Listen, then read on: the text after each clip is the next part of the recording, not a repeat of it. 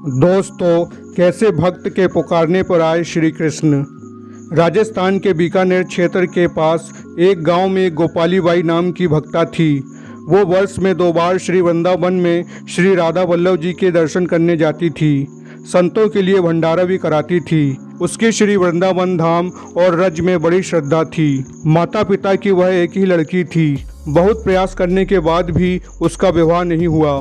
बाद में माता पिता वृद्ध हो गए, बीमार रहने लगे, तो उनकी सेवा में रहने के कारण धाम नहीं जा पाती थी। एक दिन उसके गुरुदेव वहां आए और उसको आज्ञा दी कि तुम वृंदावन जाने की जिद नहीं करना। श्री राधा रानी ने जिस अवस्था में रखा है उसमें सुख मान कर भजन करना। माता पिता को त्यागना नहीं। वो अपनी खुशी से सदा राधा वल्लभ, श्री हरिवंश, श्री वृंदावन, श्री वनचंद्र इनका कीर्तन करती रहती थी। कुछ वर्ष बाद माता पिता का शरीर शांत हुआ।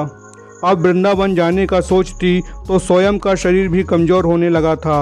आसपास के लोग उसको कभी रोटी दाल आदि दे देते।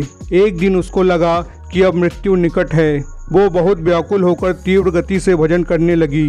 अब कैसे ब्रज रज पाऊं, अब कैसे धाम का दर्शन पाऊं। रुदन करती हुई पुकारने लगी, राधा वल्लभ, श्री हरिवंश, श्री वृंदावन, श्री वनचंद्र। उसी समय उसने देखा कि वो जिस चारपाई पर पड़ी थी उसके बगल में यमुना जी प्रकट हो गई। सामने श्री गिरिराज जी प्रकट हो गए। वो अनुभव कर रही थी कि यमुना जी के किनारे उसकी चारपाई पड़ी है। यमुना जी का दिव्य नील वर्ण है, अत्यंत स्वच्छ जल है और उनके भीतर अलौकिक स्वर्ण कांति के मछली कछुए हैं। गिरिराज जी स्वर्णमय दिखाई दिए। कुछ देर में गायों के गले की घंटियों की आवाज आई और श्री कृष्ण बलराम जी हजारों सुंदर गायों के साथ दिखाई दिए। गौ माताओं के चलने से जो ब्रज रज उड़ रही थी वो उसके अंगों का स्पर्श करने लगी।